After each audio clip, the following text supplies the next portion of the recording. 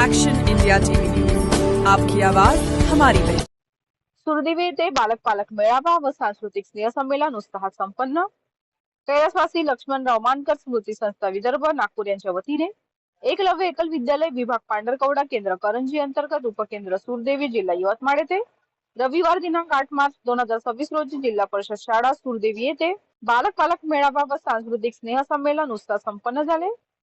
कार्यक्रमाचे उद्घाटन स्वामिताजी Khurana English medium school करंजी यांच्या हस्ते करण्यात आले। कार्यक्रमाच्या अध्यक्षस्थानी ग्रामपंचायत सदस्य कौशल्याबाई यात्रा या होत्या।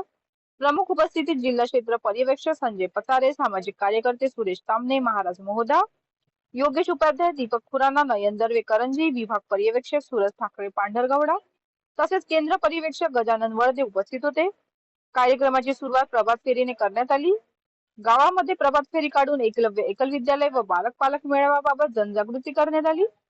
त्यानंतर विद्यार्थ्यांसाठी रांगोळी, निबंध, चित्रकला तसेच संगीत खुर्ची अशा विविध स्पर्धा घेण्यात आल्या। दुपारी 12 वाजता पालक मेळाव्याचे आयोजन करण्यात आले।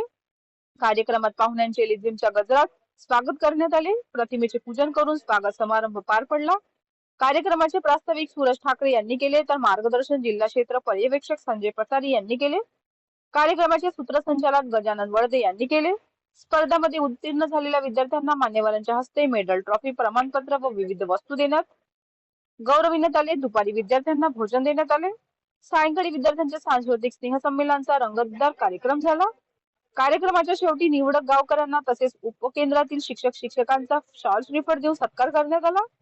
यावेळी सुरदेवी ग्रामपंचायत सदस्य प्रकाश मोगरे, मुंजाला तंटामुक्ती अध्यक्ष नाना वाडणकर, शीतल मेश्राम, गोविंद शिंदे तसेच सामाजिक कार्यकर्ते अजित बावणे मुंजाला उपस्थित होते। या कार्यक्रमाचे मुख्य आयोजक करंजी येथील केंद्र पर्यवेक्षक गजानन वळदे होते। गावातील महिला, पुरुष, युवक, महिला बचत गट, भजनी मंडळ, शिक्षक शिक्षिका, पालक व विद्यार्थी मोठ्या संख्येने उपस्थित होते। सहसंपादक कुणाल पेंदोर।